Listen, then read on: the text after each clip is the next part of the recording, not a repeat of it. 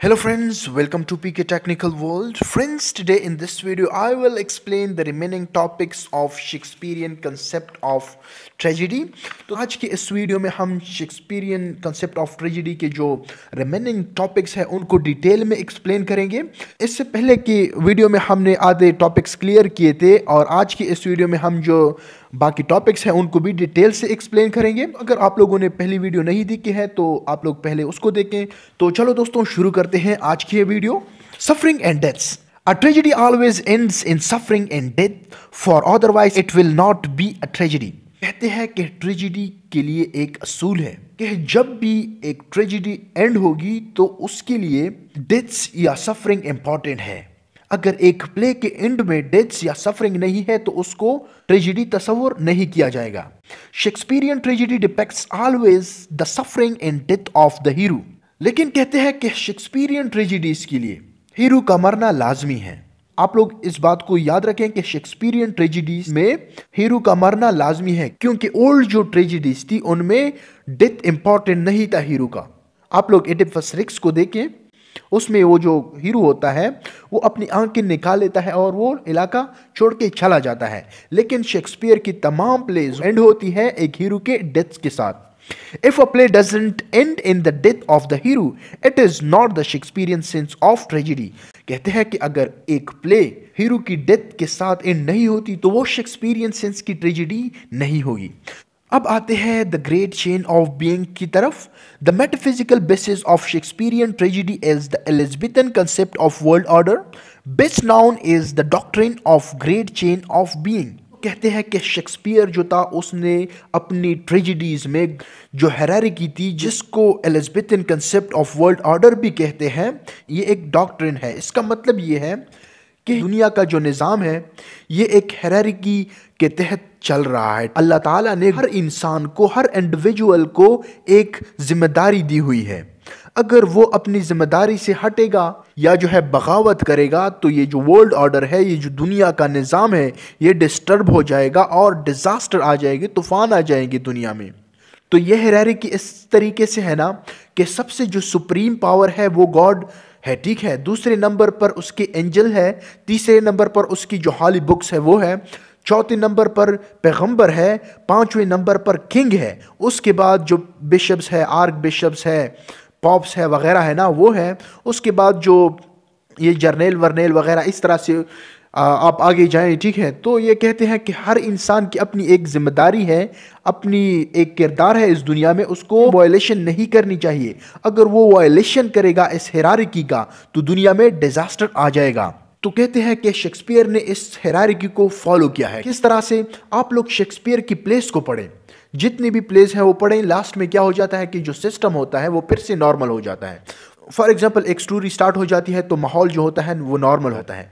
फिर एक किंग आ जाता है, क्वीन आ जाती है, वो जो है वायलेशन कर लेती है, या कोई दूसरा आ जाता है वो किंग को मार लेता है। तो इसी तरह से मतलब वो अपनी ड्यूटी से आगे बढ़ जाता है, लालच कर लेता है, लालच की वजह से, पावर की लालच की वजह से, पैसे या और कोई लालच होता है ना, तो वो किंग को मार लेता है, या किंग को मतलब एक लालच पैदा हो जाती है जो अपनी ड्यूटी से मतलब हट के और काम स्टार्ट कर लेता है। तो पूरा का पूरा सिस्टम जो होता है वो डिस्टर्ब हो जाता है। लेकिन लास्ट में जब वो किंग, क्वीन या जो एंटागोनिस्ट होता है, विलन, वो मर जाता है तो जो पूरा निज़ाम होता है वो फिर से बहाल हो जाता है। आप जूलियस सीजर को देखें, जूलियस सीजर में क्या हो जाता है कि जूलियस सीजर को ये लोग जो ब्रूटस होते हैं या कैशियस होता है वो इस जूलियस सीजर को साजिश के तहत मार देते हैं। लेकिन उसका एक फ्रेंड होता है एंटनी और दूसरे भी होते हैं, तो वो फिर लास्ट में आ जाते हैं और जो गद्दार होते हैं, ट्रेटर्स होते हैं, उन सबको ये लोग मार देते हैं और जो सिस्टम होता है वो फिर से बहाल हो जाता है। आप मैकबेथ को देखें, जब लेडी मैकबेथ और मैकबेथ मर जाते हैं तो वो सिस्टम जो है वो फिर से मैकडफ कंट्रोल कर लेता है और उसको फिर से नॉर्मल बना देता है। तो आगे देखते हैं। According to this belief, God has appointed every living creature to a definite place and position in the world, and any attempt to willfully disturb the world only brings disaster because it is a violation of divine order. It is the corollary to this that every Shakespearean tragedy ends not with chaos but with the return of normalcy both in the state and on the universe plane. It is natural. Therefore, the Shakespearean tragedy, although profoundly serious, but doesn't exercise depressing effect on the reader's mind. यहाँ पे कहते हैं कि ये बात तो पक्की है कि शेक्सपियर की जो प्लेस है ये इंतहाई ट्रेजिक और सीरियस होती हैं, लेकिन जो रीडर्स होते हैं उनके माइंड पे नेगेटिव इफेक्ट नहीं डालता, क्योंकि जब हीरो या विलन मतलब जो भी लोग होते हैं ना जो टेंशन क्रिएट कर लेते हैं इलाके में, वो जब मर जाते हैं तो क्या हो जाता है कि वो जो सिस्टम होता है वो फिर से बहाल हो जाता है और लोग खुशी हंसी ज़िंदगी गुजारना फिर से स्टार्ट कर लेते हैं। तो इसी तरह से जो रीडर्स होते हैं उनके माइंड फिर से फ्रेश हो जाते हैं। तो दोस्तों ये था the great chain of being. अब आते हैं नेक्स्ट एलिमेंट की तरफ, द सुपर नेचुरल एलिमेंट्स। आप लोगों को ये बात याद रखनी होगी कि जो शेक्सपियरियन प्लेस थे उनमें आप लोगों को बहुत ज़्यादा सुपर नेचुरल एलिमेंट्स मिलेंगे। उसमें आप लोगों को गूस्ट भी मिलेंगे, एंजल्स भी मिल सकते हैं, विचेस भी मिल सकते हैं, ब्लैक मैजिक भी मिल सकता है, इसी तरह से और जो मतलब ड्रीम्स होते हैं वो भी आप लोगों को मिल सकते हैं। The Elizabethans generally believed in the existence of witches and magic, witchcraft, black magic. Indeed, there exist legal penalties which were awarded if a person or even an animal was proved to be a witch.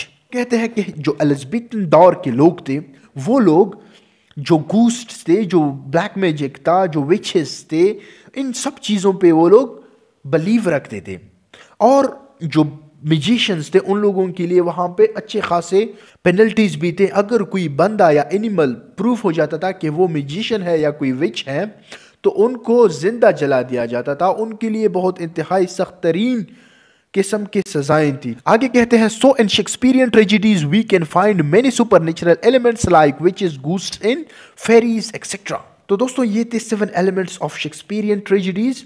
अब मैं आप लोगों को एक extra topic जो कि इंतहाई important है शेक्सपियरियन ट्रेजेडीज से related, the tragic structure. Shakespearean tragedies are divided into 5 parts: exposition, rising action, climax, falling actions and resolution. Exposition की तरफ आते हैं। It is the introductory part of the play. Here the readers learns about the general setting, the characters, problems, conflict and tragic flaw. कहते हैं कि जो exposition होता है ये इंट्रोडक्टरी पार्ट होता है एक ट्रेजेडी का। यहाँ पे जो रीडर्स होते हैं वो किस चीज़ के बारे में जान लेते हैं?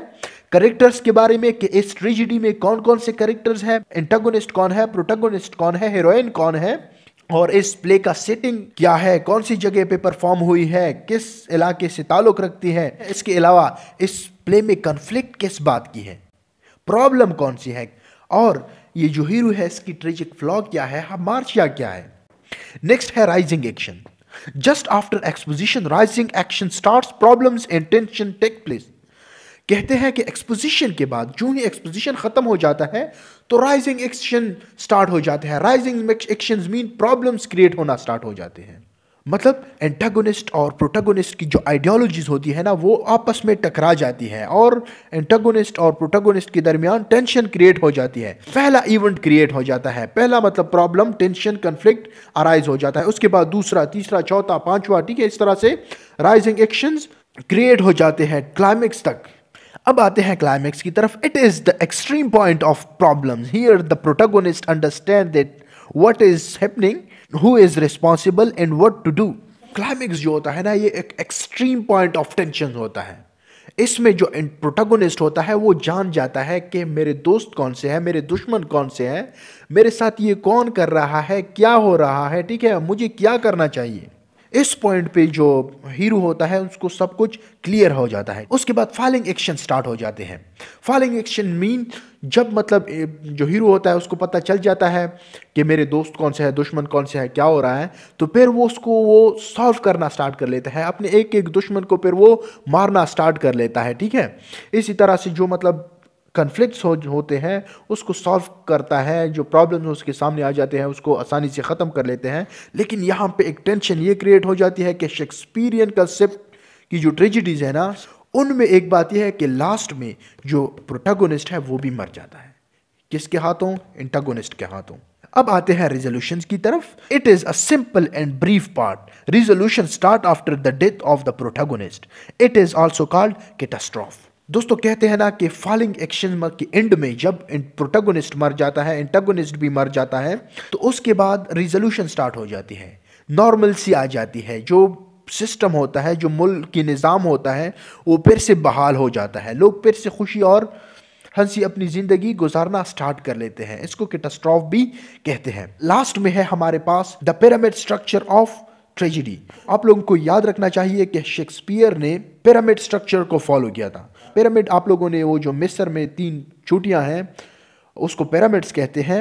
यहाँ पे मैंने ये स्ट्रक्चर बनाया हुआ है, आप लोग इसको देखें, इसको पिरामिड कहते हैं। फर्स्ट है हमारे पास एक्सपोजिशन, मतलब इसमें इंट्रोडक्शन होता है, फिर जो है प्रॉब्लम्स अराइज होना स्टार्ट हो जाते हैं प्रोटैगनिस्ट और एंटागोनिस्ट के दरमियान।